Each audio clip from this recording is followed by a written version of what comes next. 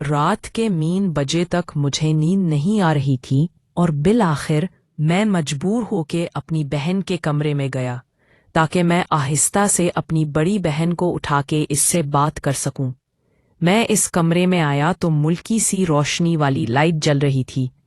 मेरी सारी बहनें सो रही थी और फिर मैंने अपनी बड़ी बहन को देखा तो वो कमरे में नहीं सो रही थी।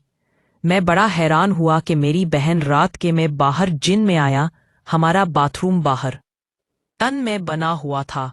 मैं बाथरूम के करीब आया तो मुझे मुल्की सी सरगोशियों की आवाज आ रही थी। मैंने जो बाथरूम के करीब से आके सुना तो वो मेरी बहन की आवाज थी जो किसी को कह रही थी कि जल्दी करो वरना कोई आ जाएगा। और कोई बंदा था बोल रहा था कि रात के 3 बज रहे हैं, इस वक्त कौन आएगा, डाक जाता हूं। मुझे रोब। फिर मैं बाथरूम का कोई सुराग ढूंढने लगा ताकि मैं अंदर उन दोनों को देख सकूं कि आखिर अंदर चल क्या रहा था। फिर बाथरूम के रोशनदान से जब मैंने अंदर देखा तो वो दोनों एक दूसरे को सुकून दे रहे थे। वो लड़का हमारे ही मोहल्ले का था जो मेरी बहन को सुकून दे रहा था। मुझे बहुत बात आया। मैं परेशान हुआ कि क्या करूं और फिर मेरे दिमाग में एक तरकीब आई। मैं वापस बाथरूम के मेन दरवाजे पे आया और मैंने मिलके से कहा, साइमा, मुझे पता है तुम अंदर हो और तुम्हारे साथ कोई और भी है, और मुझे ये भी पता है कि तुम लोग अंदर क्या कर रहे हो। तुम दोनों की भलाई इसी में है कि आहिस्ता से दरवाजा खोलो। घर में से कोई शोर सुन के जाग न जाए और शोर मत करना। मेरी बड़ी बहन के अंदर से आवाज आई, भाई आपको गलत फहमी हुई है, मैं वॉशरूम में हूं। आप क्यों आए हैं, जाएं आप। मैंने कहा, नहीं, मुझे झूठ बोलने की क्या जरूरत है, मैंने देख लिया है, ये नदीम ही है ना, वो आवारा लड़का, इसी के साथ तुम रंगरलियां मना रही थी। तुम्हारी भलाई इसी में है कि दरवाजा खोलो वरना मैं अम्मी और अब्बू को उठा के आ जाऊंगा। साइमा। अभी फिर साइमा ने कहा, अच्छा भाई आप किसी को ना उठाएं, मैं दरवाजा खोल रही हूं। और फिर आहिस्ता आहिस्ता साइमा ने दरवाजा खोला। वो लड़का नदीम वहां से भागने की कोशिश करने लगा। मैंने कहा, खबरदार नदीम, जो तुम यहां से हिले भी। वो भी रुका रहा और मेरी बहन भी। फिर मैंने बहन पे झूठ मूठ का गुस्सा किया। मुझे तीर पहले शक था अपनी बहन पे कि शायद वो इस तरह के काम में मुलव्विस है, लेकिन आज मैंने रंगे हाथों उसे देख लिया था। उसके पास मकरने का कोई चारा नहीं था। फिर मैंने कहा कि ये कब से चल रहा था तुम दोनों के बीच। और फिर मैंने अपनी बहन से कहा कि तुम तो बड़ा कहती थी कि मैं अपने शौहर से मोहब्बत करती हूं, इसलिए मैं दूसरी शादी नहीं कर सकती। शादी नहीं कर सकती, पर ये काम तो तुम बड़े शौक से कर रही हो।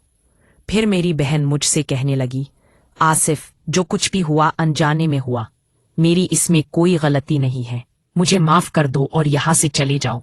मैंने कहा, नहीं, आज तुम हाथ आई हो, मैं इतनी आसानी से तुम्हें छोड़ूंगा नहीं। फिर उसने कहा, आसिफ तुम क्या चाहते हो, खुदा का वास्ता है मुझे जाने दो। अम्मी और अब्बू को पता चल गया कि मैं नदीम के साथ थी तो वो तो मुझे जान से ही मार डालेंगे। प्लीज मेरे साथ ऐसा जुल्म न करो, मेरा पर्दा रख लो। फिर मैंने कहा, अच्छा तुम इस नदीम को भगाओ, मैं तुमसे अकेले में बात करना चाहता हूँ। शायद नदीम पहले से ही बहुत डरा हुआ था, वो ये सुनते ही बाहर चला गया।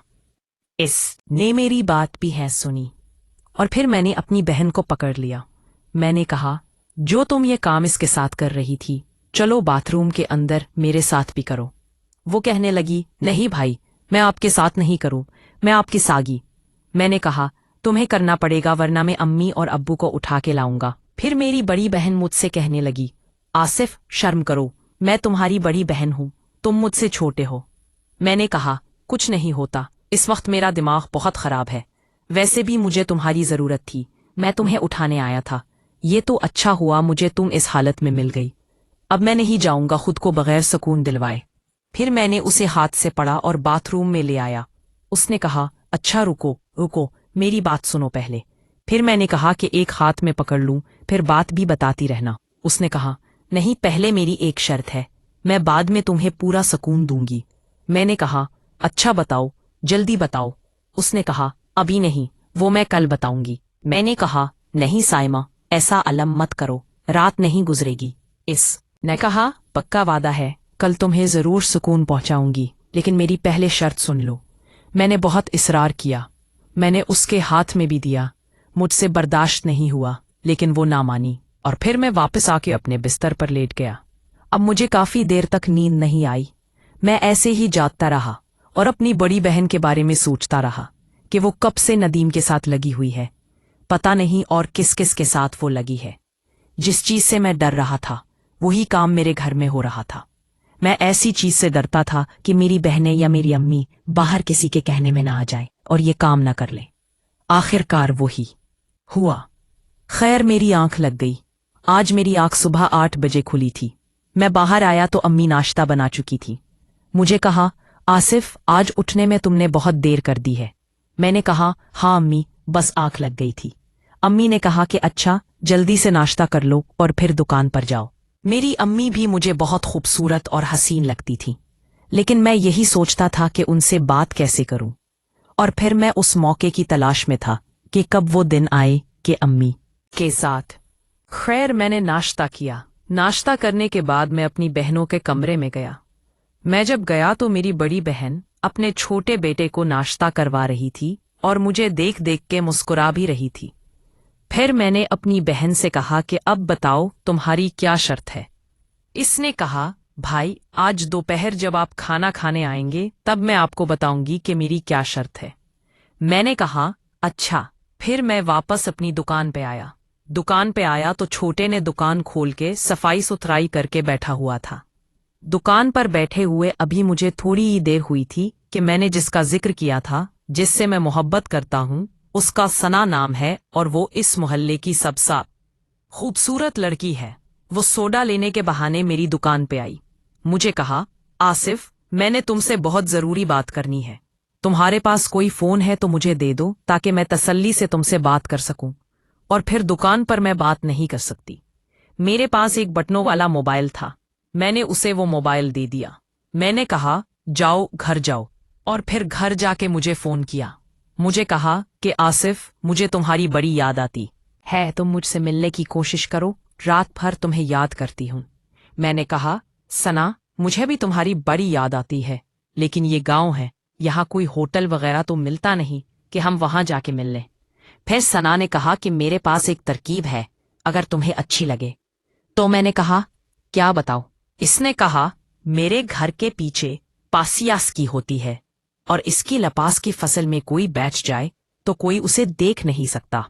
अगर तुम कहो तो मैं रात को वहां आऊंगी तो तुम भी आ जाना। वहां हम एक दूसरे से सुकून से मिल लेंगे।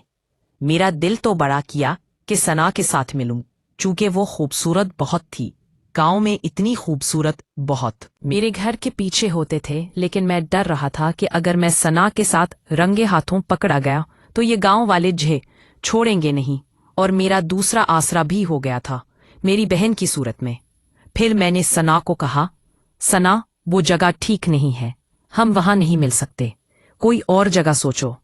इसने कहा, प्लीज आसिफ, आ जाओ, मुझे तुमसे बात करनी है। और हाँ, घर वाले मेरा रिश्ता ढूंढ रहे हैं, कहीं ऐसा ना हो कि मेरी शादी कर दे। तुम अपनी अम्मी अब्बू से बात करो, मेरे फिर रिश्ता भिजवाओ। मैं बेशक सना से मोहब्बत तो करता था, लेकिन मैं अभी शादी नहीं करना चाहता था।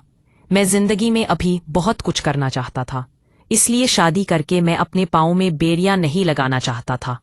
फिर मैंने कहा, सना, अभी तो मैं इतना अच्छा कमाता भी नहीं हूं। तुम्हारे सामने की बात है, मेरी छोटी सी दुकान है, इससे बस मुश्किल से